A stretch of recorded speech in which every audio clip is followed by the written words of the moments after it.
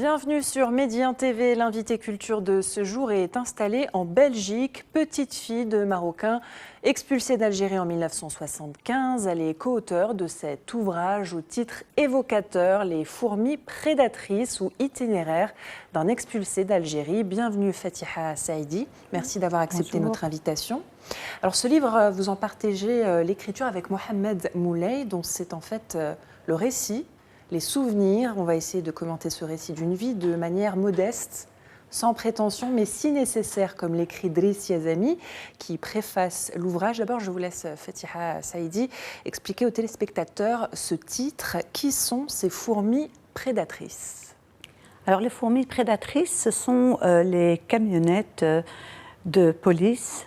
Comme c'est indiqué dans le livre, ce sont ces petites camionnettes vertes et flanquées de l'écriture police d'un côté en arabe, d'un côté en français, qui en l'espace d'une quinzaine de jours ont ramassé tous les Marocains qui vivaient en Algérie, en tout cas une très très grande partie des Marocains qui vivaient en Algérie.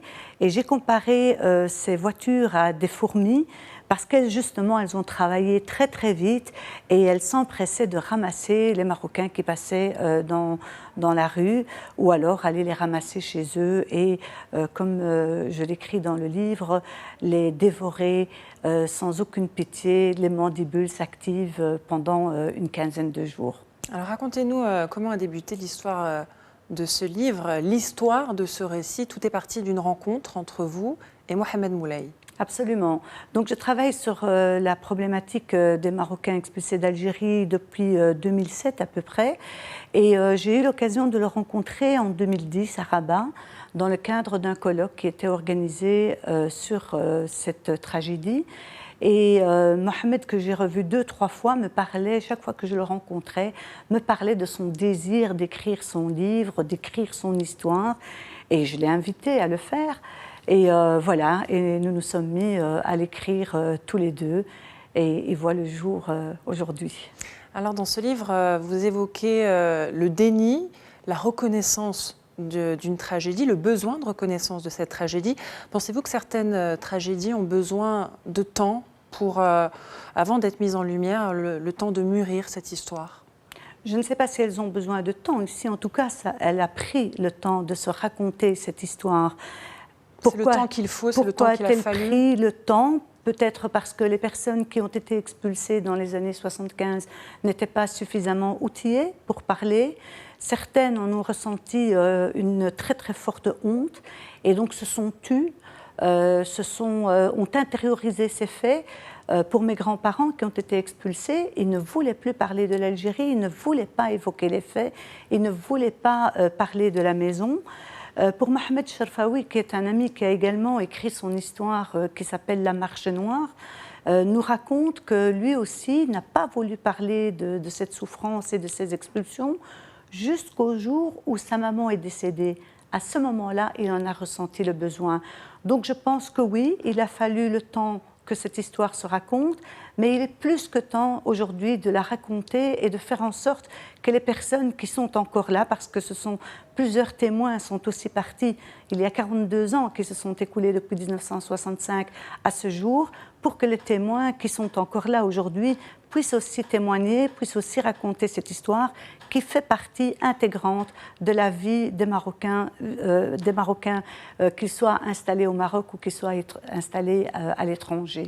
Alors Mohamed Moulay le dit dans ce livre, il n'y a pas de désir de vendetta, c'est justement à cela que sert le temps de la réflexion, le temps de mûrir cette douleur. Est-ce que vous, comme lui, vous en avez voulu à quelqu'un ou à quelque chose? En vouloir, peut-être oui, mais en vouloir sans haine, sans rancœur. Je pense que le temps a passé et le temps a permis aussi d'être plus serein, ou en tout cas avoir plus de recul par rapport à cela. Cependant, lorsqu'on entend certains témoignages aujourd'hui, des personnes qui se mettent à pleurer lorsqu'elles parlent de ces expulsions, comme si elles venaient de les vivre la veille, on sent malgré tout qu'il y a encore une grande souffrance, une souffrance latente, et donc un besoin aussi d'espace de parole pour pouvoir se libérer de cette souffrance et d'être apaisé. Alors dans cet ouvrage, à plusieurs À plusieurs moments, vous évoquez la remise des compteurs à zéro pour ces expulsés. Vous en parlez, vous, dès l'introduction. Et il y a le récit de Mohamed Moulay, page 77, qui évoque justement ces grands-parents expulsés. Et il se demande, avec son père et son oncle, ce qu'ils vont devenir à plus de 80 ans. Donc c'est aussi ça, l'histoire des expulsés d'Algérie. Ce sont ces personnes âgées qui doivent remettre aussi les compteurs à zéro et pas seulement des jeunes. Oui, absolument. Donc ce sont des personnes qui se retrouvent du jour au lendemain coupées de tout, démunies de tout, laissant derrière eux maison, biens financiers et parfois pire, leur famille. Parce qu'il faut savoir que les personnes qui étaient mariées, les couples mixtes comme on les appelle aujourd'hui, donc un Marocain marié à une Algérienne, le Marocain était expulsé avec ses enfants, tandis que l'épouse restait en Algérie. Et pour le contraire, pour une Marocaine mariée à un Algérien, la Marocaine était expulsée et l'Algérien restait en Algérie avec ses enfants. Donc oui, ce sont des déchirures et des souffrances dramatiques et voire même inhumaines. Cette histoire des expulsés d'Algérie, c'est aussi l'histoire, vous l'avez dit, du silence, des non-dits. Alors, il évoque page 77, 79, Mohamed Moulay, nous écoutons la radio, regardons la télévision, lisons les journaux, rien, pas un mot, pas une image, pas une ligne de filtre, comme si ces expulsions n'étaient que le fruit de l'imagination des Marocains vivant en Algérie ou un cauchemar qu'ils vivent éveillés. Est-ce que ce n'est pas ça qui a été le plus dur, le fait de vivre la chose sans pouvoir en parler ? Sans pouvoir en parler, effectivement. Pendant très longtemps. Et sans être entendu également. Oui, je pense que ça participe d'une violence également, de ne pas entendre parler autour de soi de ces expulsions. Et c'est aussi un aspect anxiogène, parce que les Marocains qui vivaient en Algérie, d'après tous les témoignages que j'ai entendus, vivaient, et c'est ce que nous racontons dans le livre, vivaient dans cette attente d'être expulsés ou pas expulsés. Et comme il n'y a pas d'information, comme il n'y a que le téléphone de la rue, radio-trottoir qui fonctionne et sur lequel ils peuvent plus ou moins s'orienter pour savoir à quelle sauce ils vont être mangés. Mais sinon, ça participe vraiment de l'attente la plus grande et la plus violente. Vous parlez de traque aussi, traquer en attendant le piège qui va se refermer sur nous. Mmh. Oui. On a l'impression que vous parlez d'une rafle. C'est un mot fort, mais... Oui, écoutez, oui, et je pense que parfois il faut... on n'a pas parlé de rafle dans le livre, mais je pense qu'il y a des moments aussi où il faut pouvoir mettre des mots sur les choses et sur les faits. Lorsqu'une personne vit chez elle et qu'on vient lui dire « vous partez », vous allez au commissariat, vous ne prenez rien, vous déposez vos affaires. La maman de Moulay avait pris 2 valises et le policier, la somme de déposer ses valises, c'est une femme forte, heureusement, qui a pu lui dire non, je prends ces petites valises, il n'y a que les effets personnels de mes enfants.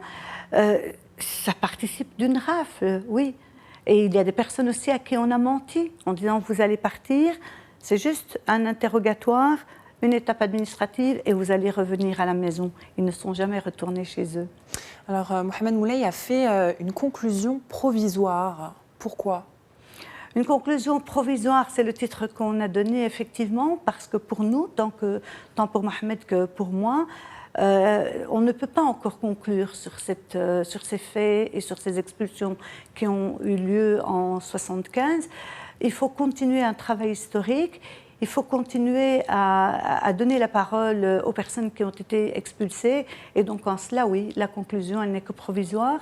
Et nous espérons qu'il y aura d'autres suites à ce livre, peut-être pas écrit par Mohamed et par moi, mais peut-être par d'autres personnes.